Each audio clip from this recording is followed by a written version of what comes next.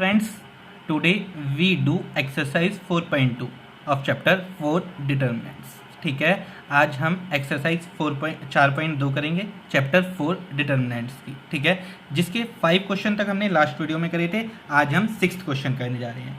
मुझे विश्वास है आपको लास्ट वाली वीडियो अच्छी लगी होगी. आज हम नेक्स्ट क्वेश्चन से स्टार्ट करते हैं, क्वेश्चन नंबर 6 से. पहले क्वेश्चन देखते हैं क्या कहता है. By using property of determinant, determinant की प्रॉपर्टी यूज कीजिए इन एक्सरसाइज 6 to 14. यहाँ पर 6 से 14 क्वेश्चन तक सब में डिटर्मिनेंट की प्रॉपर्टी यूज करनी है और शो करनी है. दोनों चीज़ कैसे लानी है, इक्वल. यहाँ पर हम एक्सपेंड भी कर सकते हैं, लेकिन जो क्वेश्चन 1 से 5 थे वहाँ पे विदाउट एक्सपेंडिंग वर्ड था, तो वहाँ एक्सपेंड नहीं कर सकते थे. यहाँ आप 3-4 प्रॉपर्टी लगाइए और एक्सपेंड कर दीजिए, आंसर आपका आ जाएगा. क्वेश्चन नंबर 6 आप अपनी बुक साथ में लेके बैठे. तो क्वेश्चन नंबर 6 देखते हैं. सबसे पहले क्वेश्चन नंबर 6, पहले तो लेफ्ट हैंड साइड को ही क्या ले लिया, डेल्टा के इक्वल. कौन सी साइड लेते हैं, left hand side. Delta is equal to क्या है, लेफ्ट हैंड साइड आपको जो दे रखी है 0 -a b, a 0 c -b -c 0. अगर हम यहाँ पर देखें इस डिटर्मिनेंट के अगर मैट्रिक्स बनाएं तो डायगोनल एलिमेंट 0 और जो नॉन डायगोनल एलिमेंट है a -b b -c c, सिर्फ माइनस के साइन का चेंज है. तो ऐसी मैट्रिक्स को हम बोलते थे स्क्यू मैट्रिक्स. और आपको याद होगा स्क्यू सिमेट्रिक मैट्रिक्स जो होती है उसका डिटर्मिनेंट हमेशा क्या होता है, 0 होता है. ये तो आपको याद है ना, तो इसका आंसर तो 0 ही आना है. तो कैसे प्रूफ करते हैं, वी नो प्रूफ करते हैं इस चीज़ को.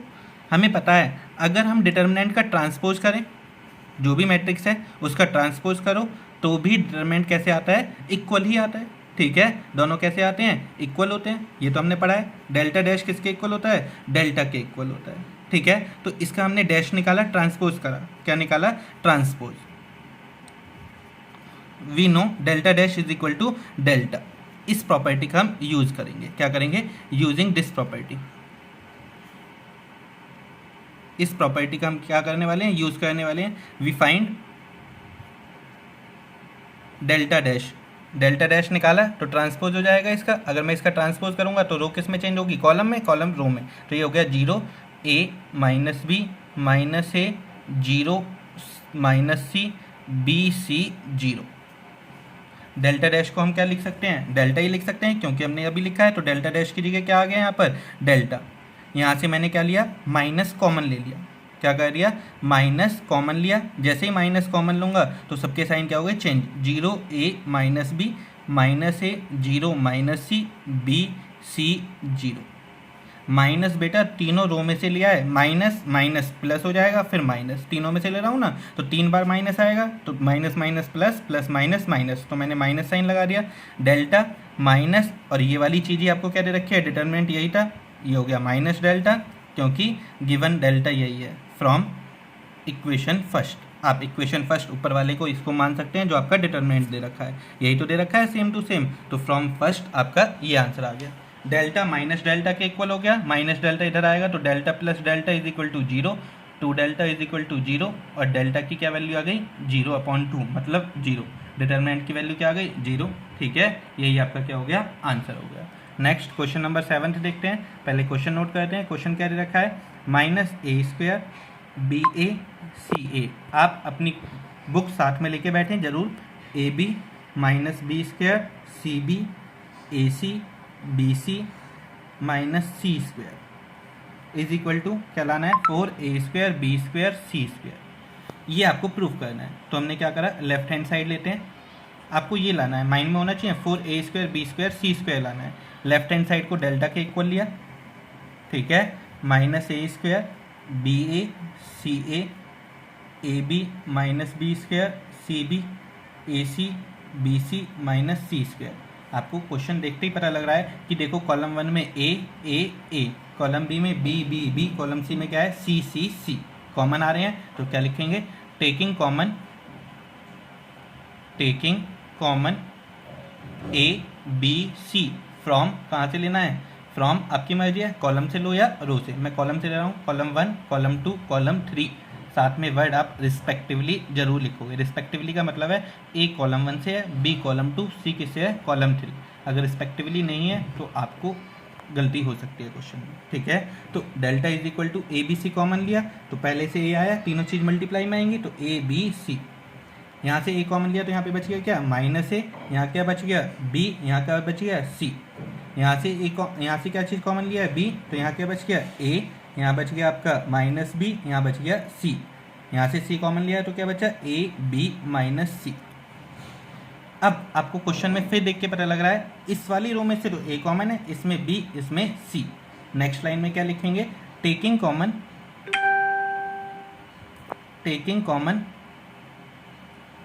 ए बी सी फ्रॉम, कहाँ से लेंगे अब की बार, R1 R2 R3 रिस्पेक्टिवली। अब की बार हमने कहाँ से लिया, रो से लिया। जैसे ही हम रिस्पेक्टिवली रो से कॉमन लेंगे तो सब क्या बन जाएंगे 1 1, और डायगोनल के साथ क्या आएगा माइनस। जैसे ही ए कॉमन लूँगा तो ए हो गया ए स्क्वायर, यहाँ बी स्क्वायर, और यहाँ क्या हो गया सी स्क्वायर कॉमन लेने के बाद। तो नेक्स्ट पेज पे करते हैं, डेल्टा इज इक्वल टू क्या बन गया था, ए square B square C square, diagonal के साथ माइनस था तो वहाँ तो -1 आएगा, बाकी सब में क्या आ जाएगा 1। अब अगर आप चाहते हो तो आप एक्सपेंड कर सकते हो, या फिर आपको क्या करना है, अभी भी जीरो बनाने की कोशिश करो। 1 1 है, आराम से जीरो बनेंगे। ऑपरेशन लगा दिया मैंने, कॉलम 1 में ऑपरेशन लगाता हूँ, कॉलम 1 प्लस कॉलम 2, इन दोनों को प्लस करूँगा तो -1 + 1 0, 1 + -1 ये भी जीरो हो जाएगा, और ये क्या हो गया 1 + 1 2। एक तो कॉलम 1 में ऑपरेशन लगा दिया, साथ में मैं ऑपरेशन लगाता हूँ कॉलम 2 में।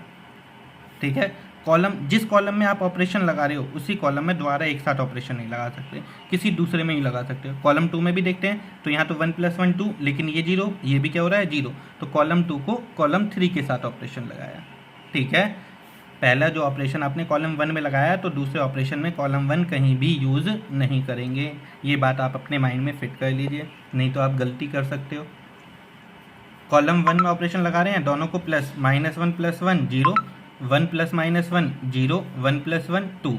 कॉलम 2 में ऑपरेशन माइनस कर रहे हैं, 1 - 1 0, -1 + 1 0, 1 सॉरी यहाँ पे 1 + 1 क्या होगा 2, ये नीचे आएगा 0, ये हो गया 1 1 -1। और जब भी आपके एक रो या एक कॉलम में दो एलिमेंट क्या हो जाएं जीरो, उसके बाद आप एक्सपेंड कर दिया कीजिए। ठीक है, तो यहाँ पे तो दो कॉलम में हो गए ना, तो आपकी मर्जी किसी से एक्सपेंड कीजिए। एक्सपेंड अलोंग लिखना पड़ेगा, किसके अलोंग कर रहे हैं, मैं कहता हूँ कॉलम 1। कॉलम 1 के अलोंग एक्सपेंड करा तो ये तो है ए square B square C square. जब एक्सपेंड करते हैं कॉलम 1 के अलोंग तो आपको ये देखो, ये तो जीरो हो गए, जीरो की किसी से भी मल्टीप्लाई, आंसर क्या आएगा जीरो। और साइन भी देखते हैं, ये प्लस का माइनस, ये किसका आएगा प्लस, तो +2। जीरो वालों को नहीं लिखेंगे, बस ये 2 बच गया ना, इस 2 में ये रो छोड़ा, ये कॉलम, तो क्या बच गया आपका 2 0 1 1। एक्सपेंड करना मैंने आपको अच्छे से सिखाया है, एक्सरसाइज 4.1। आप पहले 4.1 कीजिए अगर नहीं कर रखी। ठीक है, तो ये 2 का 2, इसको 2/2 की हो गई। 2/2 को कैसे करते हैं, क्रॉस मल्टीप्लाई, 2 1 जा 2, और 0 को 1 से करा 0, बीच में किसका साइन आता है माइनस। ठीक है, 2 - 0 2, 2 2 जा 4, क्या आ गया 4a² b² c²। यही आपको क्या करना था, प्रूफ करना था। क्वेश्चन नंबर 8 देखते हैं।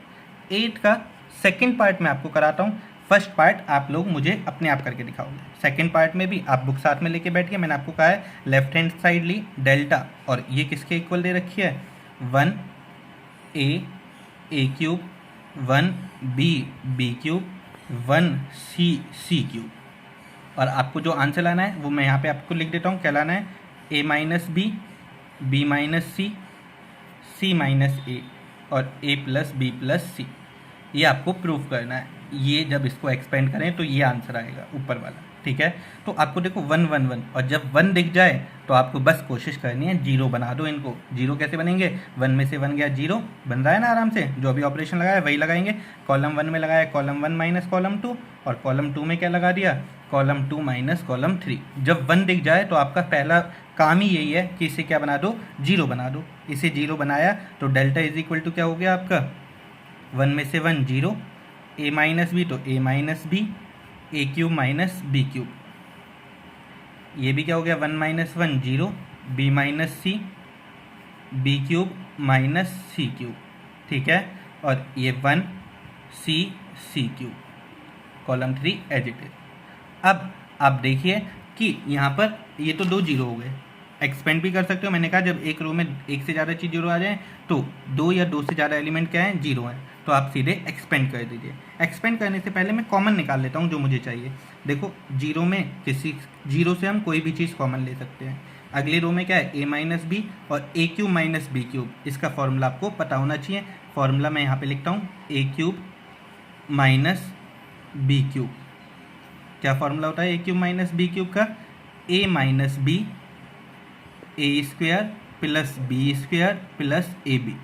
9th क्लास में ये फॉर्मूले पढ़ते हैं, 9, 10, 11 सब में पढ़ा है। A cube minus B cube का क्या फॉर्मूला है, A minus B A square plus B square plus A B. जब हम इसके फैक्टर करेंगे तो इसमें भी क्या कॉमन आ रहा है, ए माइनस बी। तो इस रो में सब में क्या है, ए माइनस बी, इसमें भी क्या आ जाएगा, बी माइनस सी। तो अगले स्टेप में क्या कहते हैं, टेकिंग कॉमन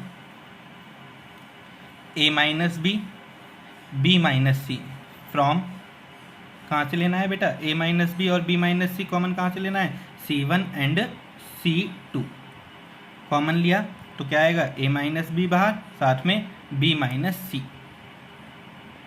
ठीक है, यहाँ पर क्या बच गया, 0 का 0, ए माइनस बी कॉलम 1 में से ले रहे हैं, साथ में रिस्पेक्टिवली भी लिखोगे, मैंने आपको बताया था ना, वो भी लिखना है। ठीक है, ए माइनस बी बाहर लिया तो ए माइनस बी से डिवाइड 1, और जब ए माइनस बी से डिवाइड करेंगे तो यहाँ पे क्या बच जाएगा, A square plus B square plus A B. इस वाले में बी माइनस सी लिया तो 0, बी माइनस सी का 1, और यहाँ क्या बच गया, B square plus C square plus B सी। ये हो गया 1 सी क्यूब। अब एक और चीज़ देखो बेटा, यहाँ पर भी सॉरी यहाँ पे सी है, 1 और 1 वापस से 0 बन रहा है, तो आप जितनी ज़्यादा से ज़्यादा 0 बना सकते हो उतनी ज़्यादा से ज़्यादा क्या बनाओ, 0 बनाओ, तो आपको कैलकुलेशन करने में आसान हो जाएगा। ठीक है, तो यहाँ 0 बन रहा है, तो एक और ऑपरेशन लगाते हैं कॉलम 1 में से कॉलम 2 माइनस। पर मैं पहले इसी चीज़ को नोट करता हूँ जिससे आपको क्वेश्चन अच्छे से समझ में आए। डेल्टा इज इक्वल टू, मैं पहले इसी को नोट करता हूँ नेक्स्ट पेज पे, A minus B minus C. ठीक है, 0 1 0 1 1 C cube, A square plus B square plus A B square plus C square plus B C. ठीक है, यहाँ तक बात आपको क्लियर हो गई। आगे चलते हैं। इसके बाद मैंने क्या कहा, एक बार 0 और बना रहे हैं, कॉलम 1 में ऑपरेशन लगाया, कॉलम 1 माइनस कॉलम 2, तो डेल्टा क्या हो गया हमारा, ए माइनस बी माइनस सी। 0 में से 0 माइनस 0, 1 माइनस 1 0, इन्हें माइनस करो, जब माइनस करेंगे तो साइन क्या हो जाएंगे, बदल जाएंगे। ठीक है, तो ए स्क्वायर, देखो बेटा बहुत ध्यान से करें ना, ये प्लस का बी स्क्वायर, ये किसका हो गया, माइनस का बी स्क्वायर, तो ये भी क्या हो जाएगा, cancel. A square plus A B square से बी स्क्वायर कैंसिल, ये हो गया minus C square minus B सी।